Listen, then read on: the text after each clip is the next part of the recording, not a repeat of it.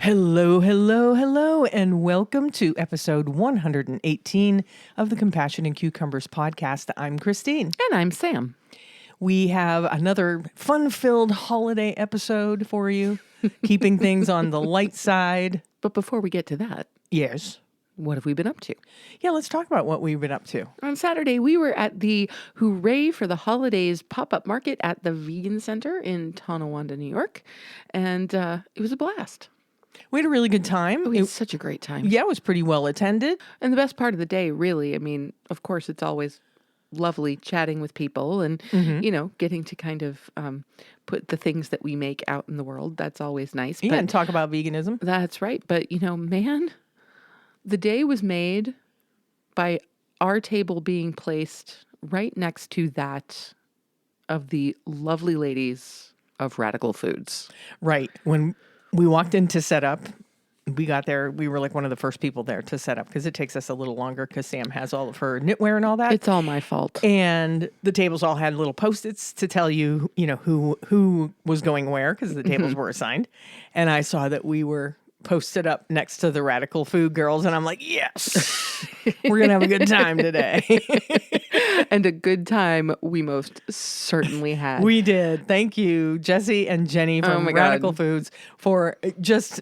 You guys are so entertaining. So much fun. So entertaining. We when we were wrapping up, not to skip way ahead of everything, but when we were wrapping up, we were like having sing-alongs. Yes. I don't know what started it, but I don't either. yeah, we just started singing 80s hairband music. I'm pretty sure it was Jenny's fault. I think so.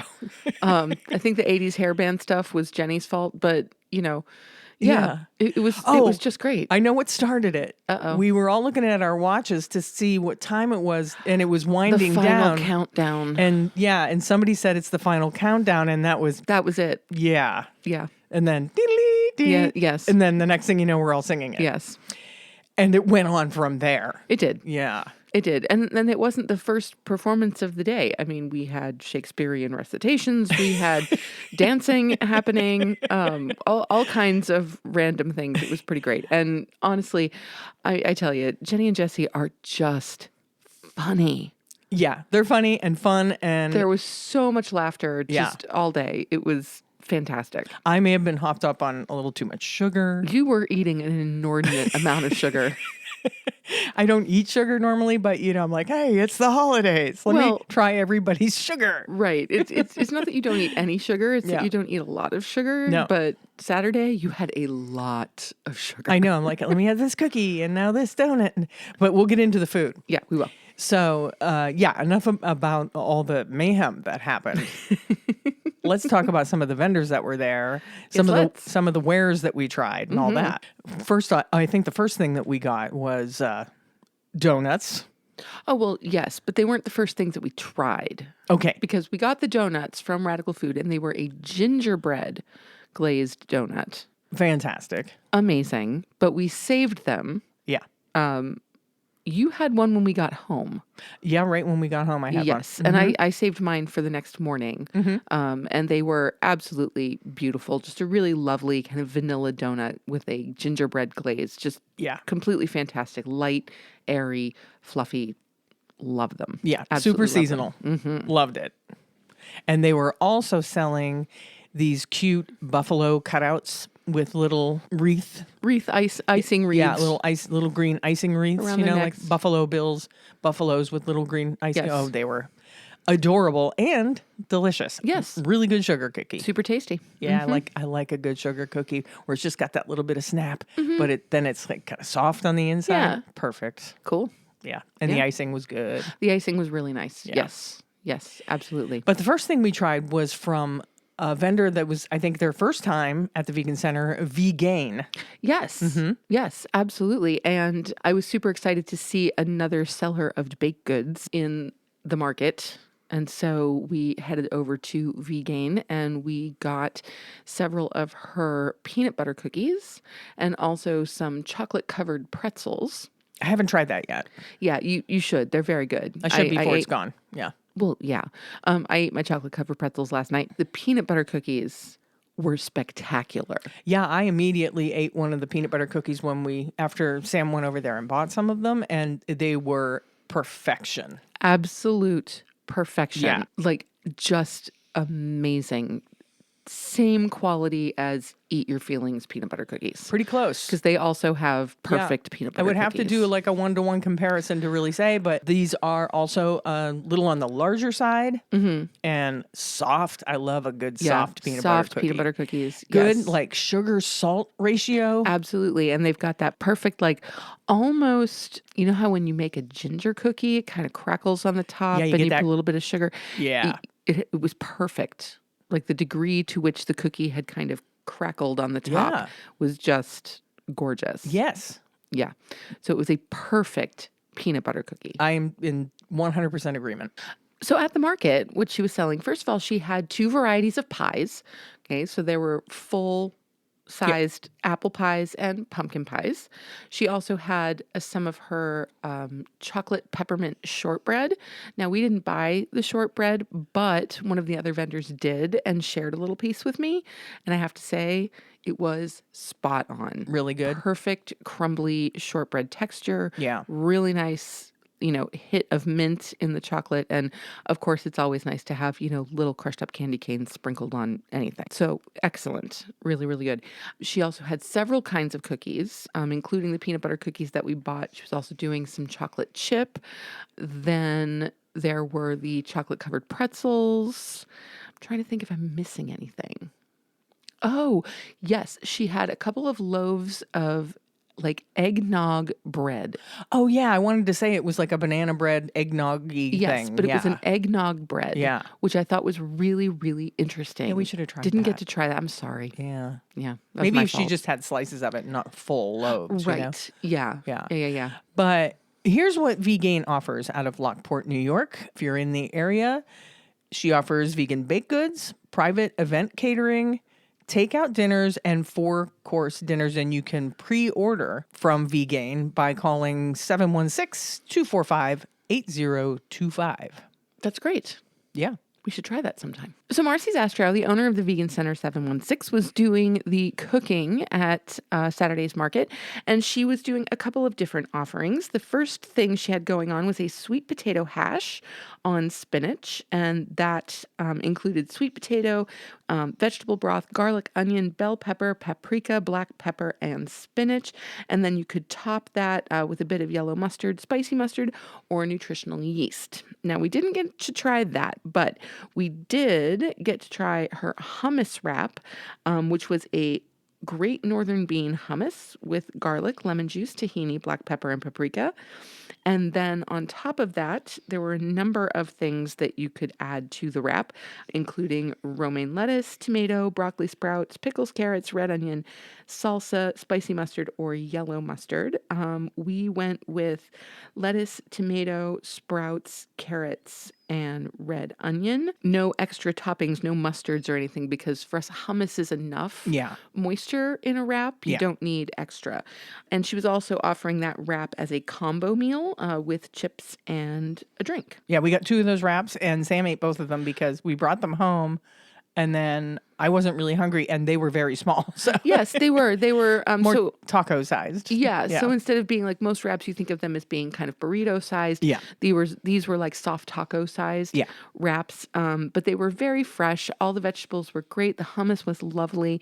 So it was really nice, particularly coming after a day where we had kind of decadent food and Christine had a ton of sugar. I have way too many sweets. It was just really, really nice to have something just really fresh, really light. So yeah, they were fantastic. So thank you, Marcy. Yeah. And then we were also lucky enough, because here's a little hint, people. If you ever vend at an event, when you hang around at the end, a lot of time food vendors, they want to give away what they have left. They don't want to bring it home. It's true. So we had to turn down more donuts. We already had donuts. We did. So we turned down more donuts. We did. But we did get from Darlene Suba at Yapirogi. She gave us 2 containers of her vegan chili, and we had it tonight, and it was awesome. Yeah, really good. It was a really good chili. Yeah, nice, thick, rich, but it was a wonderful consistency, wonderful texture, really well developed flavors. Mm-hmm. Like there was a hit of chipotle in there and some adobo and like just really complex flavors. Yeah. And there was like a few different kinds of beans in it and corn, and it was really good. It was really good. And so we had it tonight along with some slices of rye bread that we actually also got on our way out of the market. Yeah. Marcy handed us a nice big round of rye bread. Yeah, Marcy's like, take some bread. I'm like, okay. Yeah, we never turned down bread. We never turn down free food, period, as long as it's vegan. That's right. Yeah. Well, but we turned down donuts. Well, but only because we already had donuts. Well, there you go. So, what are we going to do with all those donuts? We're only 2 people. Fair point. I mean, I suppose we could have shared them with a neighbor or something like that. But anyway, we had a really great time at the Hooray for the Holidays market at the Vegan Center. And we're looking forward to the next one. We really are. Now, as is typical for us after a pop-up market at the Vegan Center, after we had loaded the car back up, we headed over to Good and Evil for dinner, something we always look forward to. Absolutely. Yeah. And per usual, Sean Moreau, you're a genius. Yeah, I gotta keep saying it. Yeah, I had. Did you buy off the specials board or did? No, I did not. I had off of their specials board the meatball sub. Yes. Which was amazing. I think they called it the meatball bomber. Yeah, the meatball bomber. Really good. We got an order of fries to share. And then what did you get again? I got the big parm. Oh, that's right. The big parm, which is a chicken parmesan vegan sandwich. Yeah. Yeah. I'd been circling around it the last few times that we went there. And I'm like, okay, it's time. It's time for the big parm. And it's big parm time. It is. And I think it might be my new favorite thing. That's what you were saying. I mean, I've loved everything that I've had at Good and Evil. Not a single miss. Not a single miss. Nope. Not one. But this was extraordinary.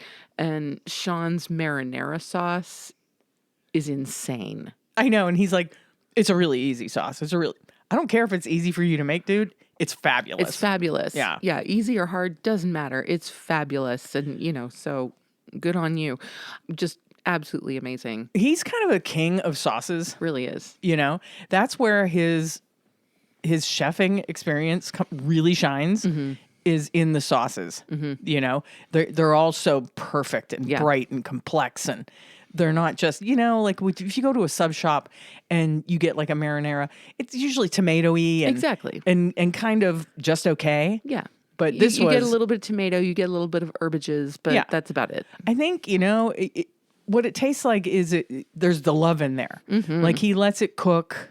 He lets the flavors marry, he gives it the love that it needs so that the sauce really shines. Yep. And I'm pretty sure the same marinara was on the meatball bomber. Yeah. It was really good. So good. Yeah. So good. And then after we had finished our sandwiches, we each had an apple crack roll. Apple crack roll. Yep. We've talked about the crack rolls before. And what they are is essentially cobbler rolled up into a vegan egg roll wrapper and deep fried, which right there... Yeah, where can you go wrong? You can't go wrong, honestly. So this was an apple cobbler rolled up and deep fried and then served with this lovely vanilla bean glaze. Yeah. And what I've noticed about the crack rolls both times is that, a lot of times when you have something like that, you're getting like pie filling.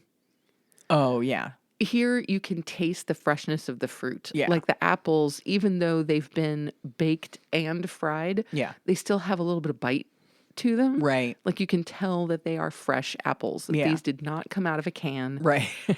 They are the real thing. Yeah, it's not like canned apple pie filling or something like that. And it's just so good. Really good. Yeah. And funny enough, this entire meal was comped to us in return for some podcast advice. Which is so sweet. And I have to just say thank you, Sean. That was so generous of you and completely unnecessary. No, we're totally more unnecessary. than happy to help in any way that we can. Yeah. Yeah, so Sean's was looking for a little bit of insight as to equipment setup and stuff like that. And he went and got all the equipment that he purchased per my suggestion. And which I think is amazing. And then we had some really great conversation about what he wants his podcast to be about. And let me just tell you, when he gets it together and it comes out, you're going to want to listen. Yeah, for sure. It's going to be like all these really great philosophical conversations with some really interesting people. Plus, he wants to have conversations with a lot of the local business owners. And he's got a lot of really great ideas. So I hope that he makes that happen. Oh, I'm sure he will. I have no doubt. I have absolutely no doubt. And I personally can't wait for that first episode. Yeah. So that's what we did this weekend. It was a great weekend. It was really wonderful. Yeah. And then yesterday, Sunday, we kind of spent the day. I was really productive in the morning. Yeah. I got my last little Christmas surprise figured out and completed. And then I did some work for this J-term course, this group of students that I'm taking to London right after Christmas with a colleague of mine. And so that was super cool. And then I got a whole bunch of wrapping done, which was really great. And then for some reason, I sat down on the couch and started watching a movie, and it was all over from there. Well, I mean, you were productive. I just kept napping. You were productive for the early part of the day, and then you're on break, so come on. Yeah, I know. But I was expecting to be productive for the entire day, and then all of a sudden it just turned into nap time. Doesn't always work out that way. I guess not. Yeah. So turned into Christmas movies and a nap. Christmas movies and a nap. And there's nothing wrong with that. Nope. There's really not. Nothing wrong with that at all. Nope. Wasn't what I planned, but it was all right. No. But if you would like to take part in some of Sam's really hard work, you can go out to her Etsy site. You probably can't get things in time if you're looking for Christmas gifts. You're cutting it close. It'd be really close. I mean, if you're relatively local, you could still get something by Christmas. But anywhere out of New York State, I'm thinking it might take a little longer. Yeah. But if you just want to check out her site, it's Cucumber Craftworks on Etsy. Yes. Pretty sure that Hoodies for the Homeless 716 is still accepting donations of gently used hoodies and warm clothing. And those donations can be dropped off at Wellness in the Village at 13219 Broadway in Alden, New York. State Farm Insurance at 209 Main Street, East Aurora, New York. Or you can drop them off at Yoga at the Locker. And they're at 9992 Main Street in Clarence, New York.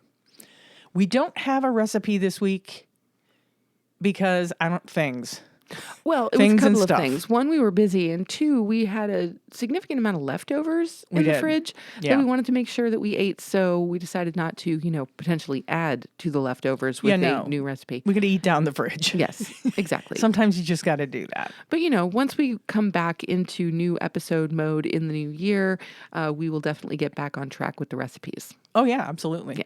Yeah. So anyway, let's move on to our noteworthy section. We have some things that are noteworthy. Well, one thing in particular. An organization called Animal Partisan Lawsuit has forced the FBI to release records of their ties to animal agriculture. This is super awesome. And so the name of the organization is actually Animal Partisan. I'm sorry. It's okay. No worries. And they did indeed have a lawsuit. So as previously reported on animalpartisan.org, with the help of Vermont Law and Graduate School's Farmed Animal Advocacy Clinic and Sorensen Law, LLC, Animal Partisan sued the FBI over its refusal to release records responsive to a Freedom of Information Act request submitted by Animal Partisan. The case, which was the subject of a recent animal law podcast, sought to uncover documents concerning the FBI's involvement at two significant trade industry conferences put on by the North American Meat Institute. Initially, the FBI asserted that the records Animal Partisan sought were exempt from disclosure under Freedom of Information Act Exemption 7A, an exemption often invoked to protect law enforcement records from disclosure.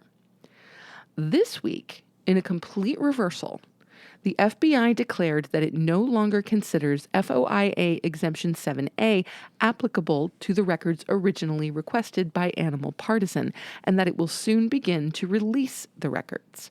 This reversal signals the forthcoming release of records likely to cast a revealing light on the FBI's interactions with key players in the meat industry. Really interesting. Super interesting. Yeah, I'm looking forward to seeing the release of those documents. Me too. Seeing what all is involved in them. Yes. And so apparently the FBI plans to begin releasing the records that were requested by Animal Partisan in January 2024. So we won't have long to wait. No, we don't have to wait long, and we'll definitely report back when those records are released and let you know what they included. Yeah, we sure will. And thank you, Animal Partisan, for all of your work getting that taken care of. Yes, absolutely. It's always interesting we know, obviously, that government is very deeply entrenched into the animal agriculture industries. Right. In many, many ways, whether you're talking about subsidies or you're talking about policy or you're talking about, lawmakers being investors in these kinds of activities.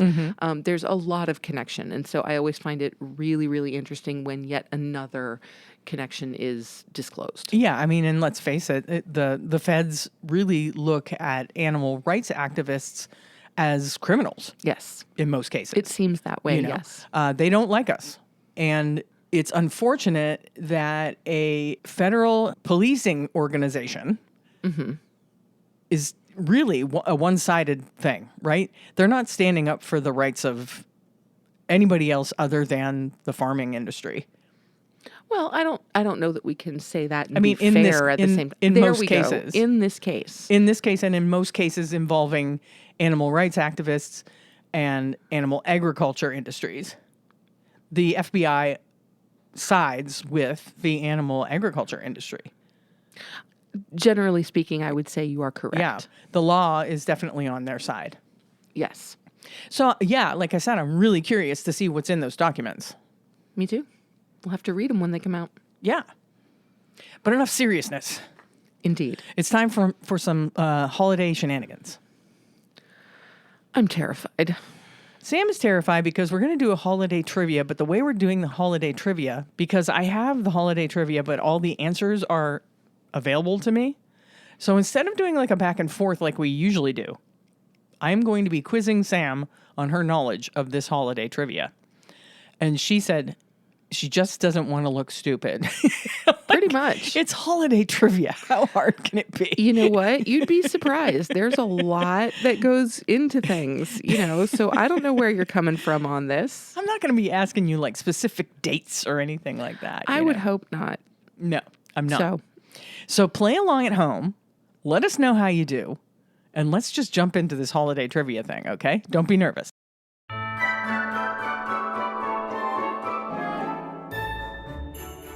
All right, let's just rip the Band-Aid off. Yeah, rip the Band-Aid off. The first question.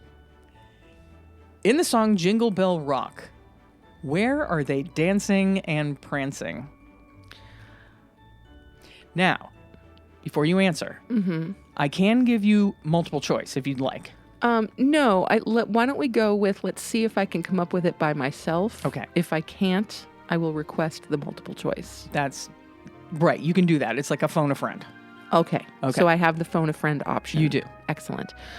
In this case, I don't think I need it. They are dancing and prancing in Jingle Bell Square. Correct. Jingle Bell Square. See, you were nervous. Oh, I'm still nervous. Okay, question number 2. Okay. Who wrote the classic Christmas carol, Feliz Navidad? Would you like a phone a friend? See, now the thing is I think that I know it, but I don't want to get it wrong. Well, use your phone a friend. But I would rather just know it. Well, of course, we would all just rather just know it. But is it Jose Feliciano? It is Jose Feliciano. Okay. Thank you. Wow. All right. Thank you. Very good. See, don't doubt yourself. Just go with your gut. Okay. You know how that's how it works with trivia. No, I know. You got to go with your gut. I know. And here's a little tip for anybody out there. Don't ever play like Trivial Pursuit or anything like that with Sam because she will kick your butt royally. I think maybe I have won one game of Trivial Pursuit in all the games we've ever played over the years.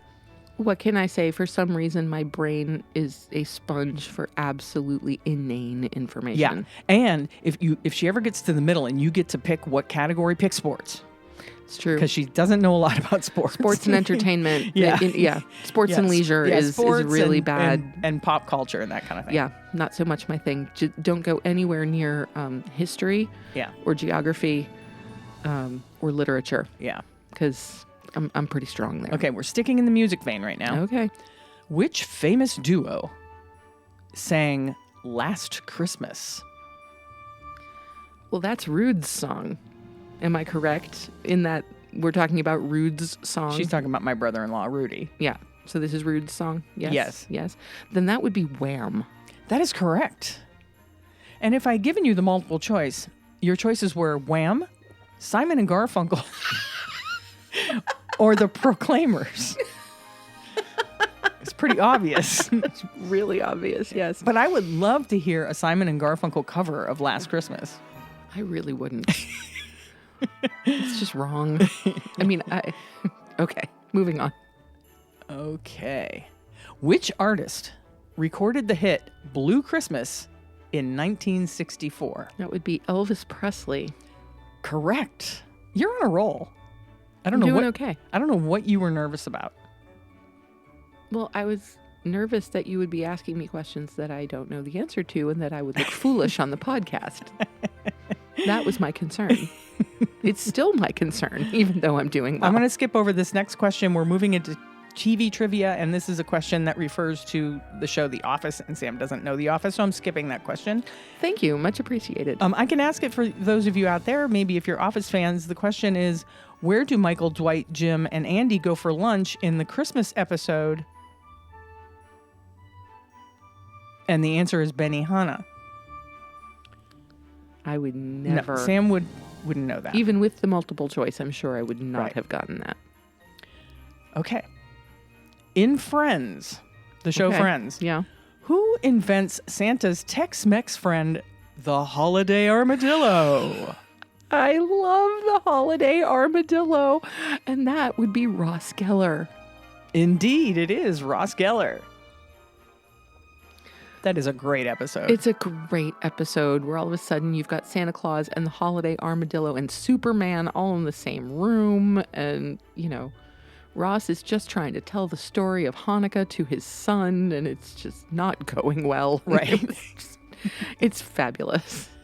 Okay, sticking with the TV theme, which How I Met Your Mother character turns their apartment into a winter wonderland? That would be Lily Aldrin. Very good. I was afraid you might, because that was a tricky question. Oh, no. That was a tricky question. Well, I mean, there's the one episode where Ted turns the apartment into a winter wonderland for Robin. But in general, it's Lily who does it.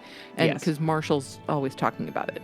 And he refers to it as a the winter wonderland. Yes. Okay. Moving on to some movie trivia. Okay. In the movie Home Alone, who helps Kevin escape from the burglars? It's old man. You don't need a name. Oh, I don't? Okay, so it's the neighbor with the shovel. The Correct. older gentleman, the neighbor with the shovel. Correct. The answer is his neighbor. Okay. They don't even put the character's name. Oh, cool. Okay, this one's maybe embarrassingly easy. Okay. In the Muppet Christmas Carol, what is Scrooge's first name? Ebenezer. I know. Is that really too easy or what? Well, I mean, I don't know. But maybe your choices were Rizzo, Ebenezer, or Fozzie. Okay, now that makes it too easy. Yeah. Yeah. Who was the creator of the movie The Nightmare Before Christmas? Oh, that's a Tim Burton movie. You're good. You're good. I can't stump you. Might have to go to some harder ones. Well, I mean, you're the one picking the questions. I know. So, you know. In How the Grinch Stole Christmas, the 2000 movie of it, what does the Grinch dress his pet dog Max as? That's the Jim Carrey version, right? Yeah, but I think it's the same in every version. Well, I mean, in the book and in the original animation, his dog, Max, is dressed up like a reindeer. So I'm going to go with reindeer. You sure? That's your final answer? Yeah. That's correct. Okay. Yeah, I'm not really familiar with the Jim Carrey version of that. I'm not a massive Jim Carrey fan. I know you're not. I'm not even sure I've watched it the whole way through. Really? Yeah. I think it's pretty good.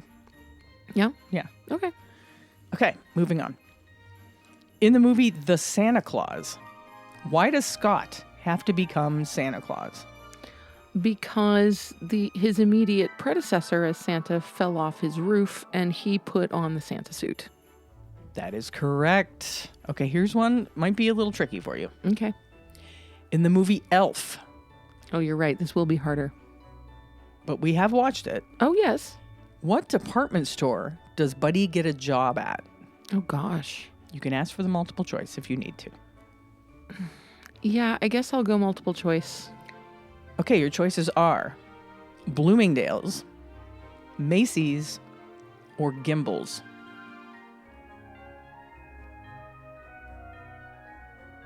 I'm going to say Gimbel's. That's correct.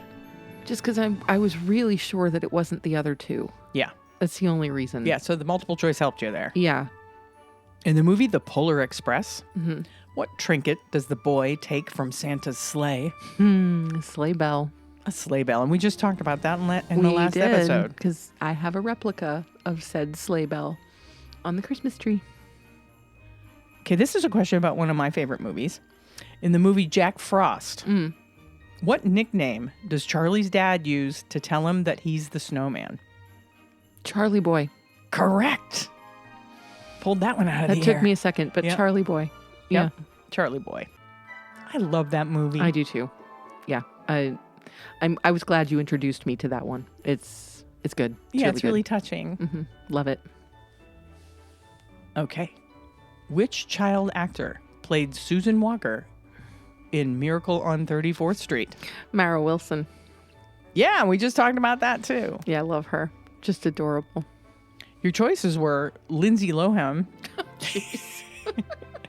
Mara Wilson, or Mayim Bialik. No. Although Mayim Bialik is vegan, so. That's true, she is. She is. Okay, these are general winter trivia games. Okay. General Winter. However, this one, even though it's in the general winter trivia, is about a movie. Okay. Who voices Elsa in the movie Frozen? I mean, is the actor and the singer the same? It is? Okay. Then it's Idina Menzel.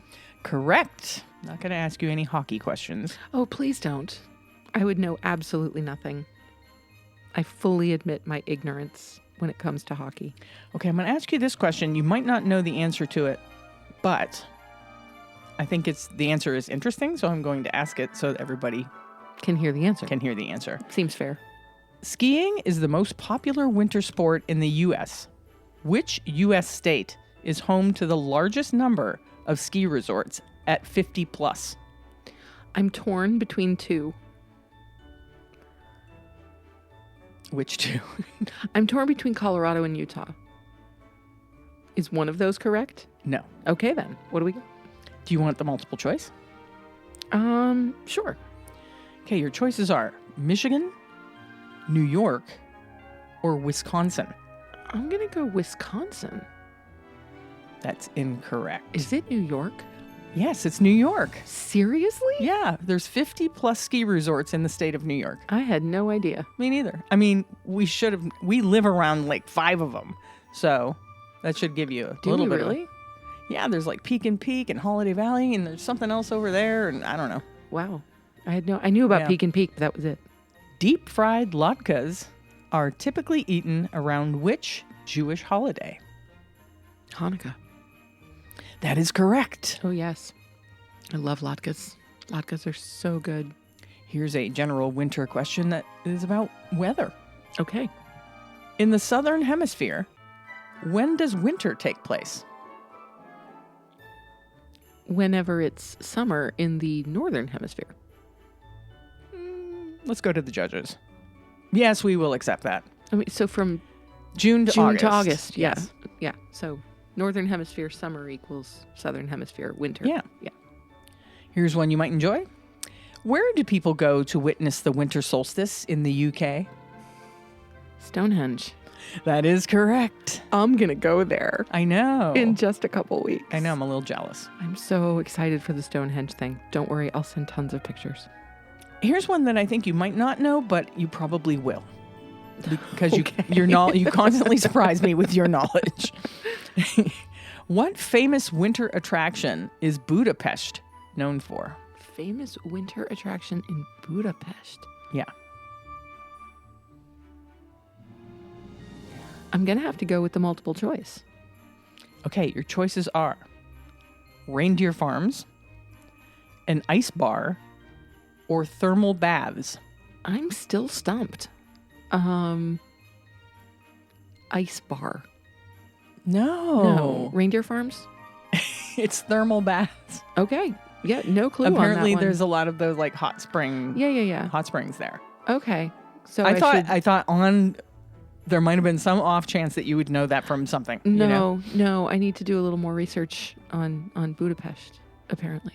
Yeah, you better get on that. Yeah, I'll have to. Now I need to know about the thermal baths in Budapest. I think I've seen that on like travel shows. Well, I mean, if the city in question had been like Reykjavik, I would have been right there on the thermal baths because I know that that's a thing in Iceland. I just didn't know it was a thing in Budapest. Right. Yeah. Okay. Switching gears a little bit. Okay. What is the name of the traditional warm holiday beverage that's made from mulled wine or cider, orange, cinnamon, and other spices? It's wassail. That's correct. Owen and I both enjoy a good wassail. You do? Oh, yeah. Owen makes wassail for Christmas. Oh, yeah. He did make wassail at one time. Mm-hmm. Yeah. I'm not a fan of anything mulled wine. It's if you made it without the wine, I would love it. No, I like it. I mean, I prefer it with mulled cider. Yeah, with as cider. opposed to mulled wine. Yeah. But Owen makes a nice wassail. So I wonder if Owen will make us some wassail and this then year. we could go a wassailing. Yes. Okay, here's one you won't know the answer to, but it falls under the category of I think people might be interested to know what the answer is. No, it's fine. So maybe I'll just pose it this way.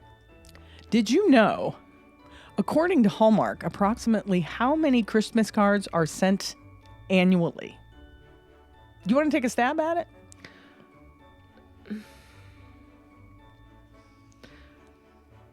Well, the thing is, I'm imagining that the number of Christmas cards sent in recent years has sharply declined. It doesn't talk about that, but you're probably correct. But you see, I don't really know what the standard for Christmas cards was, so I have no idea what it would be declining from. Right. But if you want to give me the multiple choice. There is no multiple choice on this one. Oh, well, then I have no clue.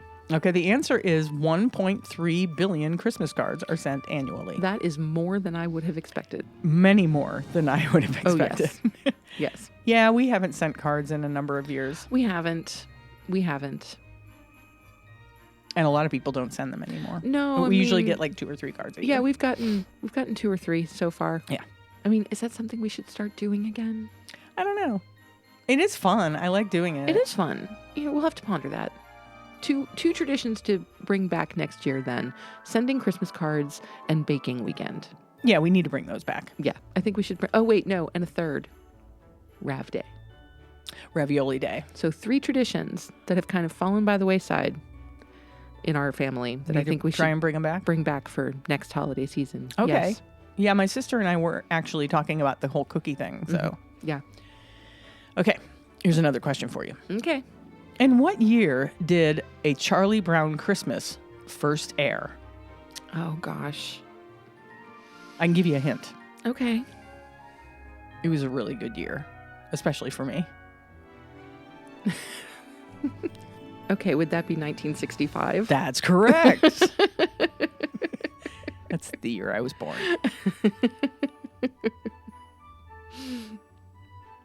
I didn't know if you were thinking of the year you were born as a really great year for you or the year I was born as a really great year for you. That's true. It could have gone either way. It could have gone either way, but yeah. I figured your birthday was more important. No, you have to figure that A Charlie Brown Christmas was around a long time before you were born. I guess. Yeah, I would have probably put it in a couple years later. Really? Than it actually was, yeah. I was debating between late 60s and early 70s. So. Oh. Okay, we have another Miracle on 34th Street question here. Ooh, bring it on. In the movie Miracle on 34th Street, what does Susan Walker ask Kris Kringle to give her for Christmas? She asks for a house, a dad, and a baby brother. That's correct. I love that final scene I do too. where they're like, What's the third thing that you asked Mr. Kringle for? A baby brother. a baby brother. See ya. She's so cute. Baby brother. See ya. So cute. You actually do the voice pretty well. What is the name of the Satan-like creature in mythology that scares and punishes naughty children during the holiday season? Is that Krampus? It is Krampus. Wow. And if you'd gotten that wrong, all I could hear was, if Quillen's Quillen. listening, Quillen was Yes, yelling, Quillen. Krampus, Krampus. Quillen, yes. And that was the only way I got it, Really? actually, because I was like, wait a minute. I feel like I should know this, but I don't know this. But wait a minute. Wasn't Quillen talking about something like that? Oh, hang on. No, Quillen, song, movie, music, Krampus. You got there in a roundabout way. Exactly. But It was 7 degrees of Quillen, it was, or, Yeah. or 7 degrees of Krampus. I'm not sure. Yeah, but yeah, you we got there, and that's Got the there, important yeah. part. Okay, this one might require a little math. Uh-oh. In total, so put your thinking cap on. Yes. In total, how many gifts were given in the 12 days of Christmas? Am I allowed to actually do the math, or do I have to do it in my head? I suppose we can let you do the math. Okay. Well, no, because it's 3 plus 1, so it's 7 on the third day. On the fourth day, it's 7, 10, 11 plus 4 is 15. On the fifth day, it's 5 plus 15 is 27, 31, 48, 53, 63, 116, 123, 2 turtle doves, and a partridge in a pear tree. On the third day of Christmas, 7 swans swimming, 6 geese laying, 5 golden rings, 4 calling birds, 3 French hens, 2 turtle doves, and a partridge in a pear tree, for a total of 409 gifts. Okay, I'm not sure how they figured the math because their answer is 364. Well, but that can't be right. There's no explanation as to how, because there are several ways that you could add that up. You don't No. have to keep going backwards. You could just be going 1, 1, 2, No, 1, 2, because 3. you're getting the same, you're getting all of the gifts every day. Right. So it becomes exponentially larger every day. Yeah. So by my calculations, by actually doing the math, it's 409. Okay. Well, the answer on here was 364, but I don't know how, I can't say that you're wrong because you did the math. I did do the math. You watched me do the math. If anybody at home was doing the math and came up with 364, let me know. Let us know how. Yeah. Here's an interesting one. Okay. Which Christmas song is among Americans' most disliked Christmas songs, according to a 2020 YouGov.com survey? Least favorite? Least favorite Christmas Christmas song. songs? And you would probably agree with this. Would I? Yeah. I mean, is it a classic Christmas song? Yeah. It's a classic. Pretty much, yeah. You're going to hear it every year. There's multiple versions of it done by multiple singers. I can tell you the most famous version of it, I believe, was done by Eartha Kitt. Oh, Santa Baby? That's correct. Santa Really? Baby. Yes. See, I wouldn't consider Santa Baby a classic. When I talk about the classics, I'm talking about, Silent Night and We Three Kings and The Holly and the Ivy. Oh, and- okay. yeah. Well, No. So, okay. But that's okay. But really, Santa Baby. yeah. Well, I mean, I'm not a huge fan either, to be honest. Yeah, it's So not I one of would- my favorites. I would agree with that. Not one of my favorites. It's terribly materialistic. That's true. Yeah.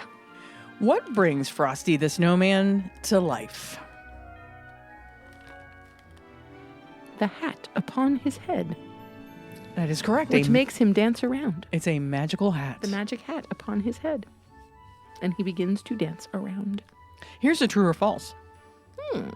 So you got a 50% chance of getting it right. Sweet. True or false, eggnog is America's least favorite winter beverage. I would say true. The answer is false, I Figures. guess. According to YouGov, whatever that is. It's America's second favorite, right behind hot chocolate. No kidding. People like the nog. I've never been a fan. I like eggnog. Yeah. And there's some good oat nogs out there. Are there? Yeah, we got the oat nog last year. I had it. You didn't really weren't interested. No. If I want some kind of, creamy, warm beverage around Christmas, I'll stick with hot chocolate or my turmeric lattes. So according to that same survey, what do you think was America's least liked winter beverage? I really don't know. Like hot apple cider? Now, the answer is mead. Oh. Wow. Do people even make mead all that much? People do, and I'm not surprised that it's Americans' least favorite. Well, yeah. But it's very popular in other countries. Oh, certainly. And I don't mind a good thing of mead. The thing is, it's hard to find vegan mead because it's made with honey. Yeah. Right. We'll just do a few more here. Okay. Which city in France are the McAllisters visiting when they forget their 8-year-old son, Kevin, in the movie Home Alone? Paris. That's correct.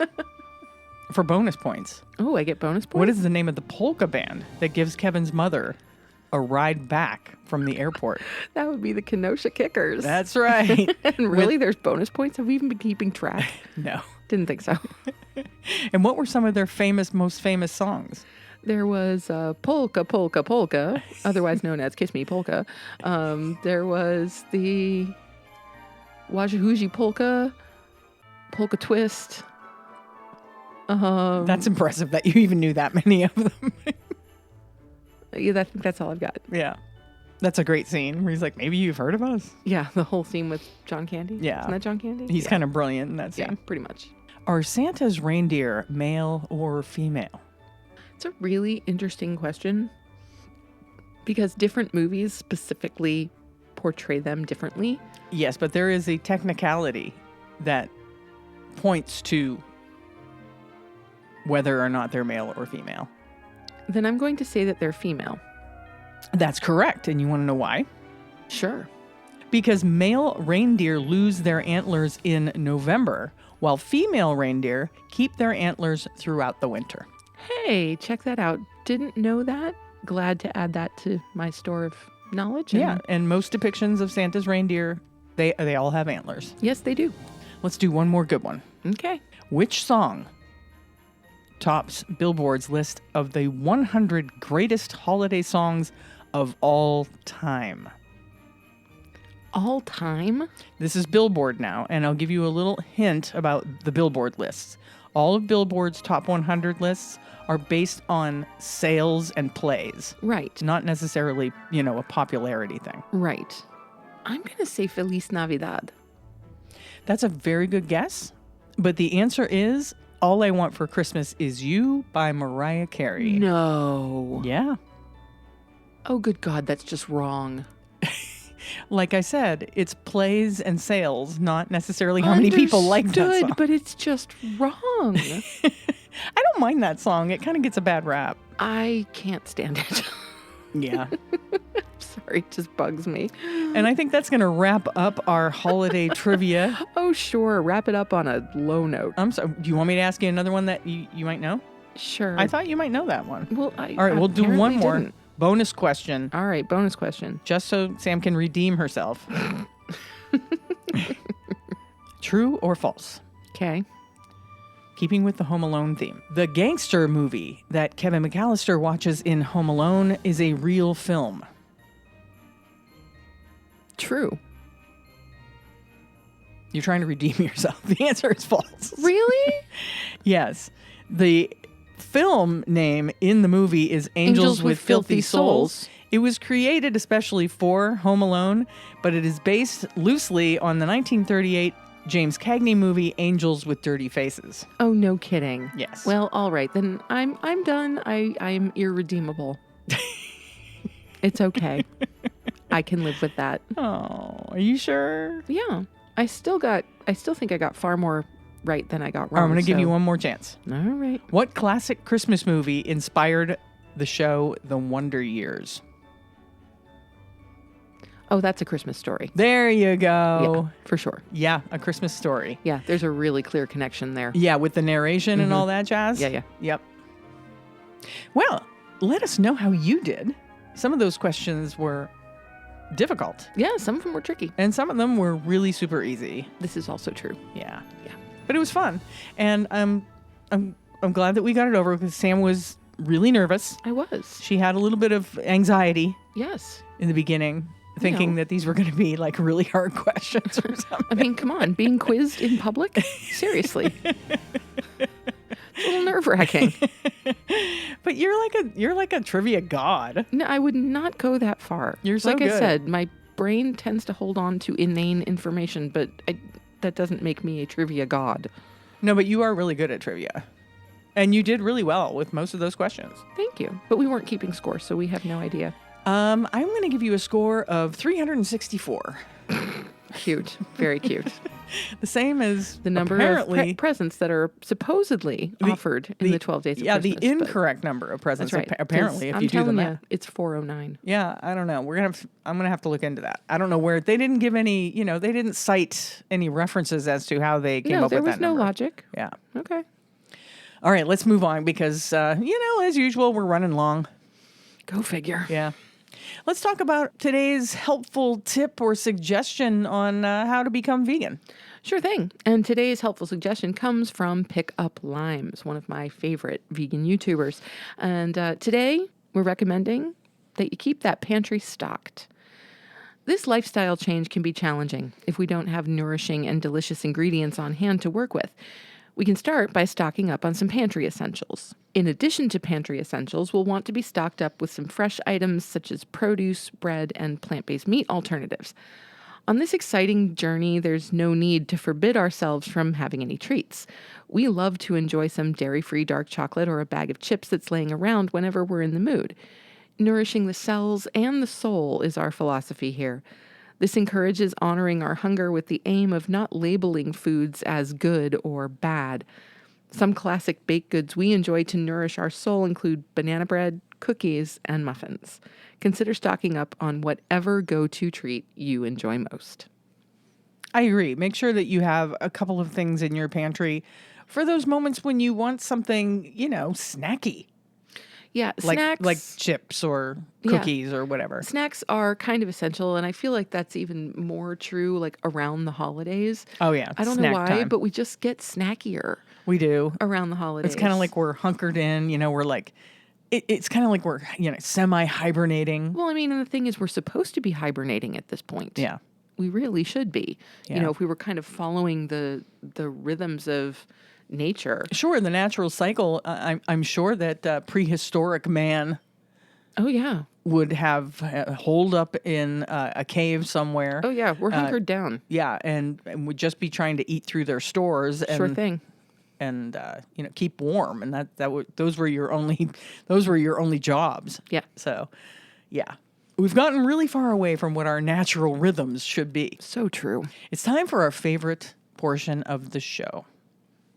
Must be listener shout out time. It is listener shout out. Just want to give a shout out to all my fans watching. I love you guys. I love you. This week's listener shout out goes to Cameron Williams. We met Cameron at the Syracuse Veg Fest and again when we tabled at the original Onondaga General Store. We had some really great conversations, and since then, Cameron has listened to our show and emailed us his review. Cameron is vegan, an animal advocate, and an all-around cool dude. Thanks for listening, Cameron. Yeah, thanks for listening, Cameron, and contact us with your t-shirt size and address so we can send you a CNC swag bag. You can send us that information either by emailing us at compassionandcucumbers@gmail.com or you can DM us on Instagram or Facebook. Now, Christine has informed me that very, very sadly, this may be our last listener shout out for a while, as we've reached the end of our list of listeners that have contacted us to let us know they listen. So don't be shy. Send us an email or a DM and tell us a little bit about yourselves. We can't do this without you, and we want to let you know how much it means to us that you listen to and enjoy the show. Yeah, come on, people, email me. Yeah, we want to send you free stuff. We want to send you free things. That's right. And thank you for listening. Hey, let's talk about our vegan org of the week. Sure thing. This week's vegan org is Plants on Wheels. Plants on Wheels is a 501c3 nonprofit dedicated to serving vulnerable communities to help inspire a world where people give more than they take. We are giving back to the community with free vegan meals and raising awareness for helping others less fortunate through compassion, empathy, and gratitude by planting a seed of hope and faith. Plants on Wheels serves vegan meals in the 5 boroughs of New York City to help alleviate food insecurity where it's needed most. To donate or to find out more about what they do, go to plantsonwheels.net. Yeah, they're a fantastic organization focusing all their efforts in the New York City region. It's time to wrap up. So let's wrap it up. Go for it. As always, we encourage you to join the AFA Vegan Voter Hub and support them in any way that you can. The Agriculture Fairness Alliance is lobbying in D.C. on our behalf so that our vegan voices are heard. If you want to be included in that conversation, please join the Vegan Voter Hub. The link is always in our show notes. And if you'd like to give us a gift this season, we ask that you share the show with a friend or family member, share our social media posts, and make sure that you're subscribed on your podcast app and on YouTube. That brings us to this week's sign-off. This will be our last new episode of the year, so we really hope that you all have a joyous holiday season and a fabulous new year. We'll be back with new episodes on Tuesday, January 9th. Until then, you have just listened to episode 118 of the Compassion and Cucumbers podcast. There's nothing left to say, but where cukes and compassion are always the fashion. On the podcast. Thanks so much, James. Have a great week, everyone. We'll talk to you on Tuesday, January 9th. We love you. Bye-bye.